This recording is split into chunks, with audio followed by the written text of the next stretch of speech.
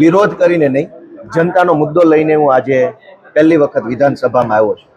આખા ગુજરાતના રોડ રસ્તાઓ ભયંકર હદે તૂટેલી ફૂટેલી ખાડાવાળી હાલતમાં છે. લોકોના શરીરને, જાનમાલને, વાહનોને નુકસાન થઈ રહ્યું છે. લોકો ખૂબ દુઃખી છે, થાકી ગયા છે.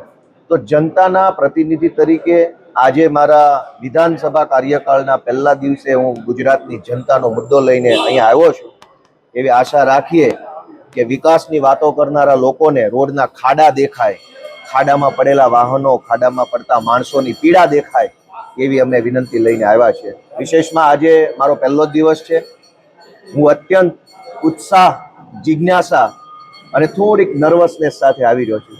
જિજ્ઞાસા એ વાતની છે કે આ વિધાનસભા કેમ કામ કરે છે, સદસ્યો, વિધાનસભાને ચલાવનારા લોકો કેવી રીતે કામ કરે છે, નિયમો, બધું જાણવાની જિજ્ઞાસા છે.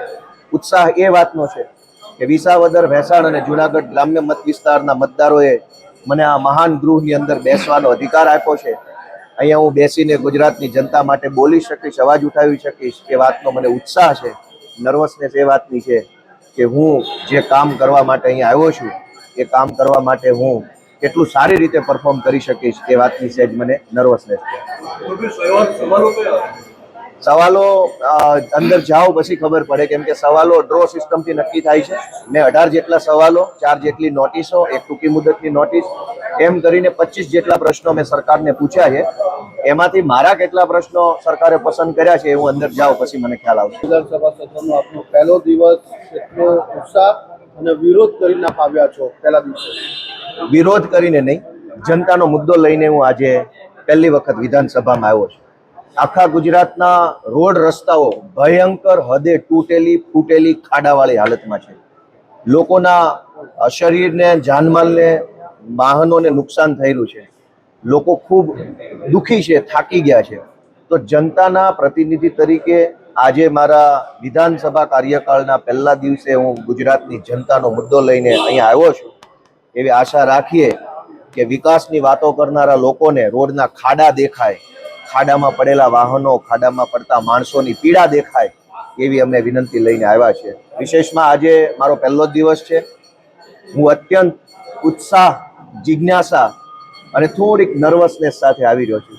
જિજ્ઞાસા એ વાતની છે કે આ વિધાનસભા કેમ કામ કરે છે, સદસ્યો, વિધાનસભાને ચલાવનારા લોકો કેવી રીતે કામ કરે છે, નિયમો, બધું જાણવાની જિજ્ઞાસા છે. ઉત્સાહ એ વાતનો છે કે વિસાવદર, ભેંસાણ અને જુનાગઢ ગ્રામ્ય મત વિસ્તારના મતદારોએ મને આ મહાન ગૃહની અંદર બેસવાનો અધિકાર આપ્યો છે.